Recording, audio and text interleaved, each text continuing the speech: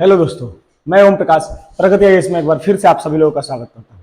जैसा कि हम लोग एक सीरीज चला रहे हैं, ये बिहार बीपीएससी शिक्षक नियुक्ति से संबंधित, और उसी साथ बिहार पुलिस का भी वैकेंसी आ चुका है, बिहार दरोगा की वैकेंसी आ रही है, और साथ ही साथ 30 सितंबर को बीपीएससी की जो प्राथमिक परीक्षा, जो प्रीलिम्स परीक्षा है बीपीएससी की, वो भी होने वाली है। तो ये जो वीडियो हम लोग जो सीरीज चला रहे हैं, ये इन सभी लगभग 4 एग्जाम और उसके साथ साथ यूपीएससी या अन्य किसी भी एग्जाम के लिए बहुत महत्वपूर्ण साबित हो सकता है।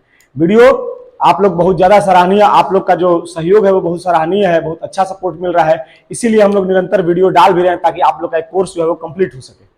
ठीक है, तो अगर और पसंद आ रहा है तो आप प्लीज इसको ज्यादा से ज्यादा शेयर करें, सब्सक्राइब करें, लाइक करें और कमेंट करें।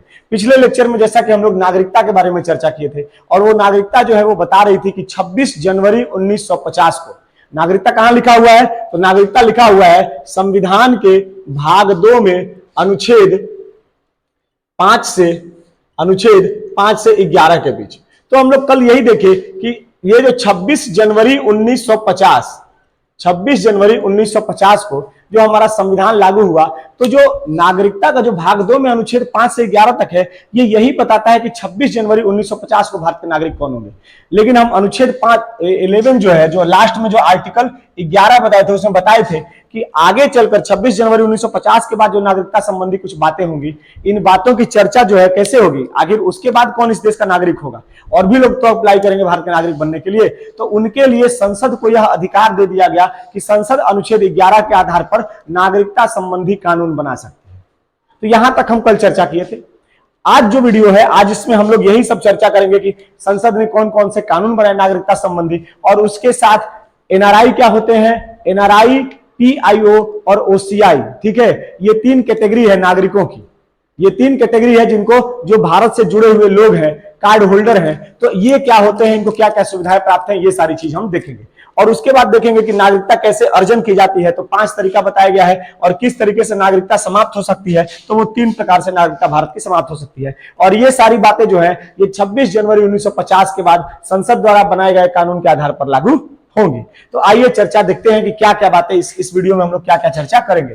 तो जब अनुच्छेद 11 कह दिया कि संसद कानून बना सकती है, तो संसद ने नागरिकता अधिनियम 1955 बनाया। ठीक है, नागरिकता अधिनियम 1955 बनाया और बताया कि अब आने वाले दिनों में, यानी 26 जनवरी 1950 के बाद कौन कौन इस देश का नागरिक हो सकता है और किस प्रकार से इस देश की नागरिकता अर्जित की जा सकती है। इस अधिनियम में, जो नागरिकता अधिनियम 1955 है, इसमें समय समय पर कई संशोधन किए गए, जैसे 1986, 1992 में, 2003 में, 2005 में, 2015 में और 2019 में। यहां तो आप सुने भी होंगे, बहुत सारा विवाद रहा जो नागरिकता अधिनियम को लेकर। उसके बाद कोरोना वाला काल आया, तो जो दिल्ली में जो चल रहे थे विरोध प्रदर्शन, ये सारा चीज यहीं पे था। ठीक है, एनआरसी और सीए को लेकर यहां पे विवाद हुआ था।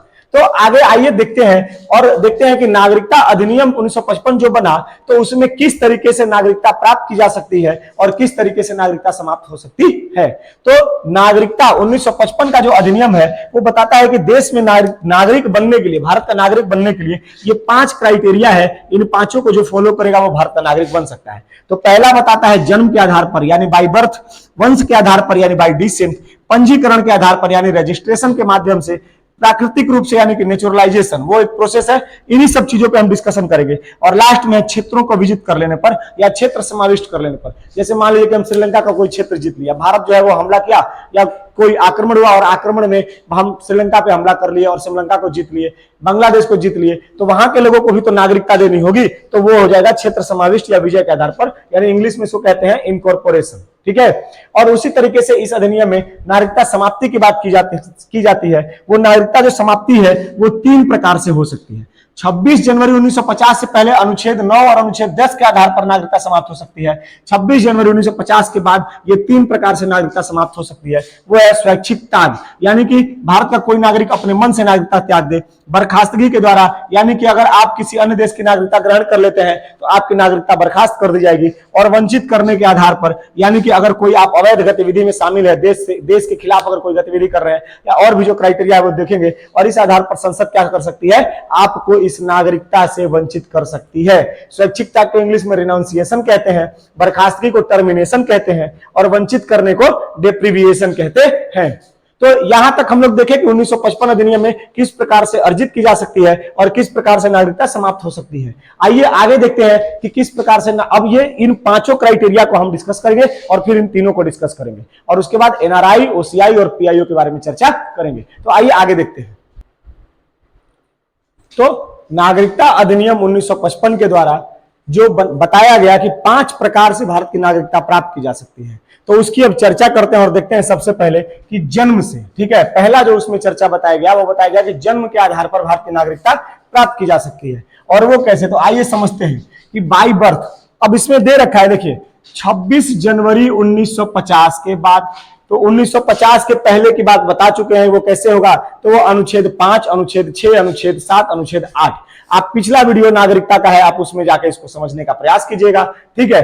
और 26 जनवरी 1950 के बाद और 1 जुलाई 1927 से पूर्व, ठीक है, 26 जनवरी 1950 के बाद और 1 जुलाई 1987 से पूर्व भारत में जन्म लेने वाला हर व्यक्ति भारत का नागरिक हो सकता है, ठीक है। अगर 26 जनवरी 1950 के बाद और 1 जुलाई 1987 के बीच में, इस बीच में अगर जन्म लिया है तो वो भारत का नागरिक हो सकता है।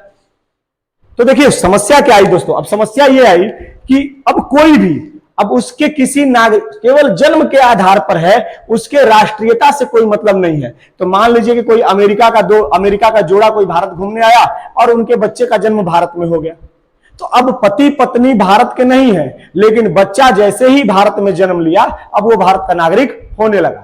तो इससे समस्या क्या आई कि समस्या यह आई कि भाई अब जब ऐसे सब हर जगह पता चला तो सभी लोग घूमने आ गए और भारत की नागरिकता, वैसे ही भारत आजाद हुआ था, गरीब देशों की तरह था और भी ज्यादा नागरिक हो जाते तो और समस्या खड़ी हो गई। तो अब समस्या आई कि इसमें संशोधन किया जाए और इस बात को रोका जाए, नहीं तो हर सारा व्यक्ति यही आ जा रहा है और यही के नागरिक बन जा रहे हैं। वो तो यहाँ की भी नागरिकता ले लिए जन्म से और अपने देश में तो नागरिक है ही है, तो बड़ा समस्या होने लगा। तो फिर इसी में अब 1955 में जो बताए थे कि संशोधन हुआ है, तो उसमें पहला संशोधन किया गया 1986 में। और क्या कहा गया कि अब जन्म भारत में हुआ हो, यही कंडीशन है, 26 जनवरी 1950 के बाद 1 जुलाई 1987 से पूर्व। लेकिन अब इसको बढ़ा के क्या कर दिया कि अगर 1987 के बाद अगर जन्म भारत में हुआ हो, 1 जुलाई 1987 के बाद अगर भारत में जन्म हुआ हो, तो पिता जो है वो भारतीय होना चाहिए। अगर पिता भारतीय है तभी जन्म से कोई व्यक्ति भारत का नागरिक बन सकता है, अन्यथा नहीं बन सकता है। तो कुछ हद तक रोका गया। अब हुआ कि भाई हस्बैंड जब तक अगर भारत का नहीं हुआ तब तक उसको जन्म से नागरिकता नहीं मिलेगी। फिर इसी में एक और संशोधन किया गया, क्योंकि अब समानता नहीं स्थापित हो पा रही थी। आर्टिकल 14 जो है वो गड़बड़ा गया, ठीक है। आर्टिकल 14 कहता है कि जन्म के आधार मतलब समानता होगी। आर्टिकल 15 कहता है कि लिंग के आधार पर असमानता नहीं होनी चाहिए। तो यहाँ लिंग के आधार पर असमानता हो रही है, केवल पिता को माना जा रहा है। तो फिर 1992 में एक संशोधन किया गया और कहा गया कि जन्म भारत में हो और माता या पिता दोनों में से, माता या पिता दोनों में से कोई एक अगर भारतीय है तो भी उसके बच्चे को क्या मिल सकती है, भारत की नागरिकता मिल सकती है।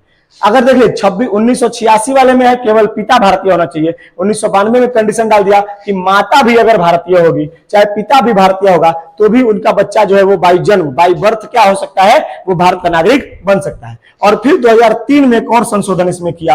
एक बात छूट गई थी, वो अब आतंकवाद का दौर बढ़ना शुरू हुआ है। 1992 के बाद भारत में आतंकवाद बढ़ रहा है, अवैध प्रवासी बढ़ रहे हैं, जो इलीगल माइग्रेंट आ रहे हैं भारत में। तो समस्याएं बढ़ रही हैं, क्योंकि श्रीलंका की तरफ से अवैध प्रवासी आ रहे हैं, पाकिस्तान की तरफ से, बांग्लादेश की तरफ से अवैध प्रवासी। इनको रोकने के लिए अब कुछ और कार्यक्रम उठाए गए। तो 2003 में एक और संशोधन किया और बोला कि जन्म भारत में हुआ हो और माता पिता में से कोई भी अवैध प्रवासी न हो। अवैध प्रवासी का मतलब इलीगल तरीके से ना आया हो, वैलिड तरीके से आया हो, परमिशन लेके आया हो, चौकियों को क्रॉस करके आया हो और सरकार को बता के आया हो कि हाँ हम भारत में आए हुए हैं, भारत में निवास कर रहे हैं। तो ये हो गया आपका जन्म से। जन्म में 3 कंडीशन। जन्म पहला तो था कि 26 जनवरी 1950 और 1 जुलाई 1987 से पूरे भारत में जन्म लेने वाला हर व्यक्ति भारत का नागरिक होगा। समस्या बढ़ने लगी। संशोधन 1986 में जन्म भारत में हो, पिता भारतीय हो। 1992 में एक और संशोधन, जन्म भारत में और माता पिता में से कोई एक भारतीय अनिवार्य है। और 2003 में हुआ कि जन्म भारत में हो, माता पिता में से कोई भी अवैध प्रवासी न हो। ये हो गया बाई जन्म, बाई बर्थ से। अब अगला दूसरा कंडीशन जो है वो वंश के आधार पर। तो वंश क्या कह रहा है, या बाई डिसेंट कह रहा है कि 26 जनवरी 1950, ध्यान से देखिएगा, 26 जनवरी 19, यही डेट सब प्रश्न में पूछते हैं, 26 जनवरी 1950 के बाद और 10 दिसंबर 1992 से पूर्व जन्म भारत के बाहर हुआ हो, उस वह बच्चा जिसका जन्म भारत के बाहर हुआ हो और उसका पिता भारत का नागरिक हो, तो उसे वंश के आधार पर, वंश यानी कि आप किसी एक वंश परंपरा से आ रहे हो, जैसे मुगल वंश, जैसे खिलजी वंश, उसी तरीके से आपका भी कोई एक वंश होगा, ठीक है, आप भी, आपके दादाजी, आपके परदादाजी किसी एक वंश से आ रहे होंगे, तो उस वंश के आधार पर अब ये कह रहा है कि मान लीजिए कि आपके दादाजी है, आपके पिताजी है, वो अमेरिका में रह रहे हैं और अमेरिका में रह रहे हैं और आपका जन्म कहां हो गया, अमेरिका में हुआ था।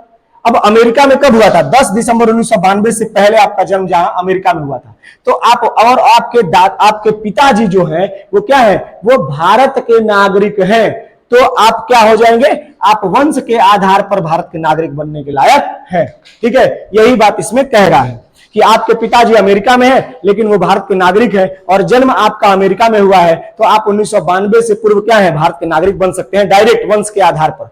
परंतु इसमें संशोधन किया गया, ठीक है, और संशोधन करके पुनः यही वाली बात 1992 वाली बात, इसमें आर्टिकल 14 और आर्टिकल 15 का उल्लंघन, केवल पिता क्यों माने भाई, माता का भी तो योगदान है बच्चे के जन्म में, तो अब माता का भी इसमें डाल दिया गया और कहा चाहे माता चाहे पिता दोनों में से कोई भी भारत का नागरिक होगा, ठीक है, भारत का नागरिक होगा, तो उस बच्चे को क्या हो जाएगा, वंश के आधार पर भारत की नागरिकता मिल जाएगी।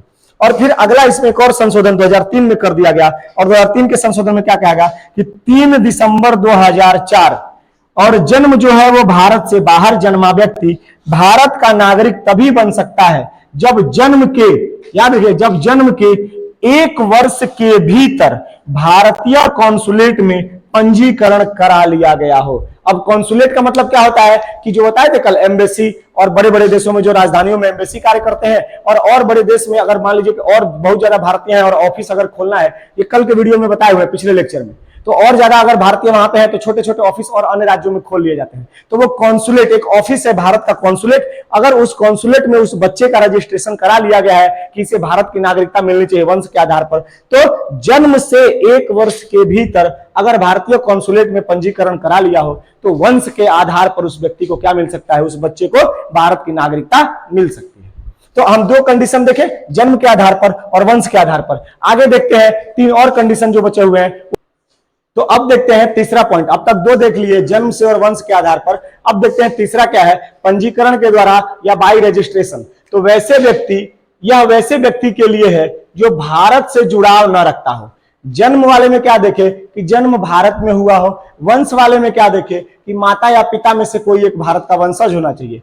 पंजीकरण के द्वारा वैसे व्यक्ति के लिए इस तरीके भाई नागरिकता देने के लिए ऐसे व्यक्ति के लिए भी नागरिकता की व्यवस्था की गई है जो मान लीजिए कि बाहर रह रहा हो, वो भारत का नागरिक बनना चाहता हो, भारत की खूबसूरती देख के, भारत की व्यवस्थाओं को देख के, तो वैसे व्यक्ति के लिए जो भारत से जुड़ाव ना रखता हो और अवैध प्रवासी ना हो, अवैध लोगों को हम लोग अपने यहाँ नागरिक नहीं बनाते हैं, अवैध प्रवासी ना हो, आवेदन देने के माध्यम से भारत का नागरिक बन सकता है। एक रजिस्ट्रेशन कराना होता है और आवेदन देगा केंद्र सरकार के द्वारा, आवेदन देगा और केंद्र सरकार द्वारा क्या किया जाएगा, इसको अप्रूव करके उसको भारत की नागरिकता दी जा सकती है, लेकिन उसको कुछ शर्तों का पालन करना होगा। तो पहला शर्त है कि आवेदन से 7 वर्ष पूर्व से भारत में निवास कर रहा हो, ठीक है। तो मान लीजिए जैसे 2023 में उसको आवेदन दे रहा है, तो उसको आवेदन देने से यानी कि लगभग 2018 ईस्वी से 18, 19, 20, 21, 22, 23 नहीं 2017 से अगर वह भारत में निवास कर रहा है तो वह भारत का नागरिक बन सकता है पंजीकरण के द्वारा। दूसरा कंडीशन, पहला देखिए 7 वर्ष पूर्व से, दूसरा है किसी भारतीय से विवाह किया हो, अब चाहे पुरुष हो चाहे महिला हो, किसी भारतीय से विवाह किया हो और पंजीकरण देने से 7 वर्ष पूर्व से भारत में निवास किया हो। अगर किसी इंडियन से शादी कर ले और पंजीकरण से 7 वर्ष पूर्व से भारत में रह रहा हो तो भी पंजीकरण के द्वारा केंद्र सरकार उसको भारत की नागरिक बना सकती है। और तीसरा कंडीशन है कोई व्यक्ति जो किसी अन्य देश का 5 वर्ष से नागरिक हो, किसी अन्य देश का, अमेरिका का, मान लीजिए कि अमेरिका का कोई व्यक्ति यहाँ रजिस्ट्रेशन कराना चाहता है तो वो क्या हो, अमेरिका का 5 वर्ष से नागरिक हो और पंजीकरण से, मतलब कि जब आवेदन देगा पंजीकरण से 1 वर्ष पूर्व से कहां रह रहा हो, भारत में निवास कर रहा हो। तो 5 वर्ष पूर्व से वो अमेरिका का निवासी था, लेकिन अब भारत की नागरिकता उसको चाहिए, तो 1 वर्ष पहले से क्या हो, वह भारत में निवास कर रहा हो, तो ये पंजीकरण के द्वारा कुछ शर्तों का पालन करके वो क्या हो सकता है, भारत का नागरिक बन सकता है। तो ये हो गया तीसरा। चौथा देखते हैं, प्राकृतिक रूप से या बाई नेचुरलाइजेशन। ठीक है, प्राकृतिक रूप से कैसे कोई भारत का नागरिक बन सकता है। तो देखिए, किसी ये भी व्यवस्था किसके लिए है, शुरू की 2 व्यवस्था भारतीयों से जुड़ाव के लिए, और अगली 2 व्यवस्थाएं जो है वो उसके लिए है जो भारत का नागरिक न हो। तो यह भी किसी अन्य देश का नागरिक हो और आवेदन देकर भारत की नागरिकता प्राप्त कर सकता है। किसी अन्य देश का नागरिक हो और आवेदन देकर भारत की नागरिकता प्राप्त कर सकता है, यदि वह भी कुछ शर्तों का पालन करता होगा तो उसमें पहला शर्त जो है, या वैसे देश का नागरिक ना हो। ठीक है, वैसे देश का नागरिक ना हो जहां भारतीयों को प्राकृतिक रूप से क्या ना मिलता हो, नागरिकता ना मिलती हो। तो प्राकृतिक रूप से वैसे देश, अब उसका कंडीशन कुछ अलग होगा, उनकी शर्तें कुछ अलग होगी, जहां प्राकृतिक रूप से वो नागरिकता देते होंगे। तो वैसे देश का नागरिक नहीं होना चाहिए जहां भारतीयों को, ये देखिएगा कीवर्ड यहां ये है, प्राकृतिक रूप से। प्रश्न में यही पूछेगा कि प्राकृतिक रूप से भारत की नागरिकता ना मिलती हो, पहला कंडीशन। दूसरा कंडीशन कह रहा है कि जिस देश की नागरिकता हो उसे अपनी मर्जी से, स्वेच्छा से क्या करना होगा, त्याग करना होगा। अब अगर अमेरिका की नागरिकता है तो अमेरिका की नागरिकता स्वेच्छा से उसे क्या करनी होगी, छोड़नी होगी, अपनी इच्छा से, कोई दबाव नहीं होगा। अगर दबाव से छोड़ेगा तो भारत की नागरिकता उसको प्राकृतिक रूप से नहीं मिलेगी।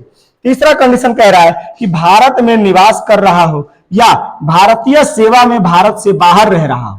चाहे तो भारत में निवास कर रहा हो, चाहे भारतीय सेवा में, भारत की सेवा में हो, कोई विदेशी व्यक्ति मान लीजिए कि इंडियन कॉन्सुलेट में अमेरिका में कार्य कर रहा है, तो वह भी भारत का नागरिक बन सकता है। अब वो है अमेरिका का, लेकिन भारत की सेवा में है और भारत से बाहर रह रहा है, और आवेदन देने से 1 वर्ष पूर्व से भारत में निवास कर रहा हो।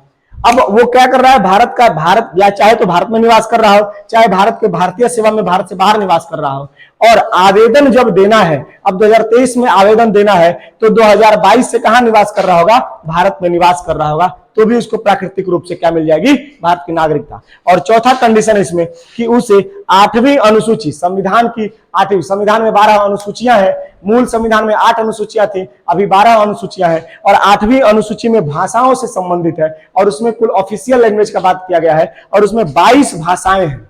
उन 22 भाषाओं में से किसी एक भाषा का उसे ज्ञान होना चाहिए, तभी प्राकृतिक रूप से वो भारत का नागरिक बन सकता है। एक यहां आपको इंपॉर्टेंट बात बता देते हैं कि भारत में प्राकृतिक रूप से भी कोई अगर भारत का नागरिक बना है तो वो भी इस देश का राष्ट्रपति बन सकता है, जबकि अमेरिका में क्या है कि प्राकृतिक रूप से अगर कोई भारत का वहां का नागरिक बन जाता है तो अमेरिका में ना राष्ट्रपति के पद तक नहीं पहुंच सकता है, लेकिन भारत में प्राकृतिक रूप से भी अगर कोई नागरिक बनता है तो वो भारत का राष्ट्रपति बन सकता है।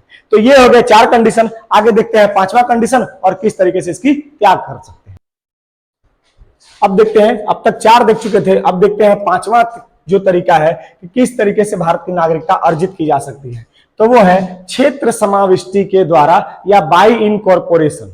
5वां कंडीशन, जिस तरीके से भारत की नागरिकता अर्जित की जा सकती है, जो 1955 के नागरिकता अधिनियम 1955 के द्वारा बताई गई है, तो वो है क्षेत्र समाविष्टि के द्वारा या बाई इनकॉर्पोरेशन। इसमें कहा गया है कि भारत अगर किसी विदेशी क्षेत्र का भारत द्वारा अधिग्रहण कर लिया जाए, भारत किसी विदेशी क्षेत्र को जीत ले या भारत किसी विदेशी क्षेत्र को मान लीजिए खरीद ले, लीज पर ले ले, तो उसके जितने नागरिक होंगे वो क्या होंगे, भारत के नागरिक बन जाएंगे। और ऐसा किया गया है गोवा के साथ, ऐसा किया गया पौंडीचेरी के साथ। गोवा में पुर्तगाली, पौंडीचेरी में फ्रांसीसी, तो इन क्षेत्रों को भी क्या किया गया, जीता गया।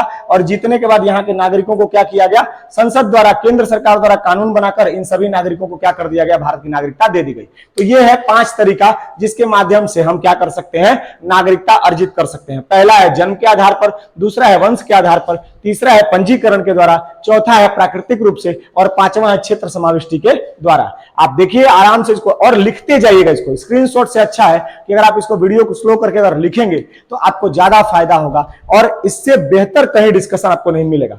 तो आइए अगले देखते हैं। अब ये तो देख लिए किस तरीके से नागरिकता अर्जित की जा सकती है, अब देखते हैं किस तरीके से नागरिकता समाप्त हो सकती है भारत की। ठीक है, किस तरीके से भारत की नागरिकता समाप्त हो सकती है। तो उसमें सबसे पहला है स्वैच्छिक त्याग के द्वारा या बाई रिनंसिएशन। इसको इंग्लिश में बाई रिनंसिएशन कहते हैं या स्वैच्छिक त्याग। तो कोई व्यक्ति स्वेच्छा से, कोई व्यक्ति स्वेच्छा यानी अपनी इच्छा से, अपनी इच्छा से भारतीय नागरिकता को क्या कर दे, त्यागने की घोषणा कर दे। भारतीय कोई व्यक्ति स्वेच्छा से भारतीय नागरिकता त्यागने की घोषणा कर दे, वो क्या हो जाएगा, उसकी नागरिकता जो है वो भारत की समाप्त हो जाएगी। परंतु यह कंडीशन तब लागू नहीं होगा जब भारत युद्ध में हो। भारत युद्ध चल रहा हो भारत के साथ, मान लीजिए किसी अन्य देश के साथ भारत का युद्ध चल रहा है, तब यह कंडीशन अप्लाई नहीं होगा। इस व्यवस्था को रोका जा सकता है। क्या पता आप उस देश के साथ गतिविधि में शामिल होने के लिए आप भारत की नागरिकता त्याग रहे हो, तो युद्ध के समय यह कंडीशन अप्लाई नहीं होगा। एक और इसमें कंडीशन है कि अगर जैसे ही वो व्यक्ति, जो व्यक्ति अपनी नागरिकता स्वेच्छा से त्याग रहा है, अगर उस व्यक्ति के नाबालिग बच्चे हैं, तो उन नाबालिग बच्चों की भी क्या हो जाएगी, नागरिकता जो है वो समाप्त हो जाएगी। परंतु जैसे ही वो बच्चे वयस्क हो जाएंगे, जो नाबालिग थे उनकी नागरिकता समाप्त हो जाएगी। नाबालिग मतलब जो 18 वर्ष से कम का हो, 18 वर्ष से कम का हो, उसकी नागरिकता समाप्त हो जाएगी। पुनः जब वो वयस्क हो जाएगा, अगर वो चाहेगा तो उसे भारत की नागरिकता प्राप्त हो सकती है। ठीक है, अगर वो चाहेगा तो उसकी पुनः भारत की नागरिकता बहाल कर दी जाएगी। इसके लिए कोई कंडीशन अप्लाई नहीं होगा। ठीक है, तो ये हो गया पहला पॉइंट, जिसके माध्यम से देखिए किस तरीके से स्वैच्छिक त्याग के द्वारा भारत की नागरिकता त्यागी जा सकती है। बर्खास्तगी के द्वारा या बाई टर्मिनेशन, तो कोई व्यक्ति किसी अन्य देश की नागरिकता प्राप्त कर ले। अगर मान लीजिए कि हम ही हैं, हम अगर अमेरिका की नागरिकता प्राप्त कर लेते हैं, तो भारत में क्या हो जाएगी, हमारी नागरिकता जो है वो स्वतः ही समाप्त हो जाएगी अपने आप। किसी को कहने की जरूरत नहीं है, कोई एप्लीकेशन देने की जरूरत नहीं है। जैसे ही नागरिकता प्राप्त की, वो ऑटोमेटिक वो है सर्वर है, और वहां से अपडेट होगा और आपकी नागरिकता स्वतः ही क्या हो जाएगी, समाप्त हो जाएगी।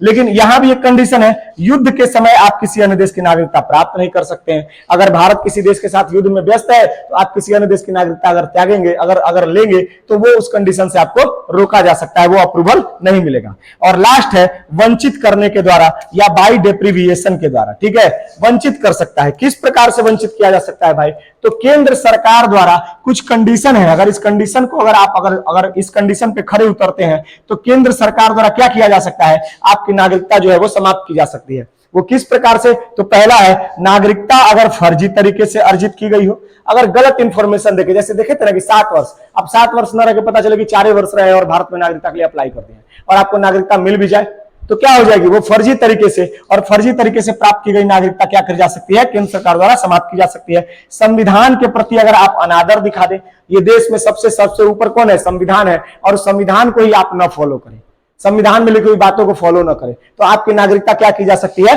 समाप्त की जा सकती है। फिर लगातार 7 वर्ष से भारत से बाहर रह रहा हो, अगर कोई व्यक्ति लगातार 7 वर्ष तक भारत से बाहर रह रहा हो, तो भी उसकी नागरिकता क्या हो जाएगी, भारत से समाप्त हो जाएगी। अगला कह रहा है युद्ध के दौरान शत्रु देश के साथ अगर संबंध स्थापित कर ले, अगर आप युद्ध चल रहा है भारत का किसी अन्य देश के साथ, और उस समय आप उसी देश के साथ अपना संबंध स्थापित कर लिए हैं, उसी देश से बातचीत कर रहे हैं, भारत के इंफॉर्मेशन दे रहे हैं, तो क्या किया जा सकता है, आपकी नागरिकता केंद्र सरकार जो है वो समाप्त कर सकती है। और लास्ट है पंजीकरण या प्राकृतिक रूप से, नागरिकता अगर पंजीकरण और प्राकृतिक रूप से अर्जित की गई है, जो तीसरा और चौथा कंडीशन जो बताए थे अर्जित करने की, तो पंजीकरण और प्राकृतिक रूप से नागरिकता प्राप्त की गई है, और 5 वर्ष के भीतर आप कहीं घूमने गए, मान लीजिए कि 2023 में नागरिकता, 2020 में नागरिकता प्राप्त किए थे, और 5 वर्ष अभी हुआ नहीं है, 25 में 5 वर्ष होगा, और आप किसी अन्य देश में घूमने गए और वहां आपसे कोई क्राइम हो गया, कुछ भी आप कर दिए, और उस देश में आपको 2 वर्ष की सजा हो गई, 2 वर्ष की जेल हो गई, तो भारत से आपकी नागरिकता क्या कर दी जाएगी, समाप्त कर दी जाएगी। 5 वर्ष के भीतर अगर 2 वर्ष की सजा किसी अन्य देश में हो जाए, तो क्या हो जाएगी, आपकी भारत की नागरिकता जो है वो समाप्त हो जाएगी। तो इस प्रकार हम 5 कंडीशन देके नागरिकता अधिनियम 1955 के द्वारा किस प्रकार से नागरिकता अर्जित की जा सकती है और किस प्रकार से भारत की नागरिकता समाप्त हो सकती है। इस तरीके से ये आपका पूरा चैप्टर खत्म हुआ। यहाँ पे एक कंडीशन रह जाता है, एनआरआई, ओसीआई और पीआईओ कार्ड धारक, वो अगले लेक्चर में किसी एक वीडियो में आपको हम बता देंगे, और वो बहुत मजेदार चीज है, ताकि पता होगा कि अगर आपके घर में कोई विदेश में रह रहा होगा तो कैसे कंडीशन उसके ऊपर लागू है, कौन कौन सी सुविधाएं उसको मिली हुई है। तो अगर यहाँ तक आप देख चुके हैं, ये सारा चीज अगर आपको पसंद आया है, तो वीडियो को लाइक कीजिएगा, कमेंट कीजिएगा, सब्सक्राइब कीजिएगा चैनल को, और ज्यादा से ज्यादा शेयर कीजिए, ताकि और बहुत ज्यादा लोगों तक हम पहुंच सके जिनके पास ऐसी शिक्षा नहीं पहुंच पा रही है।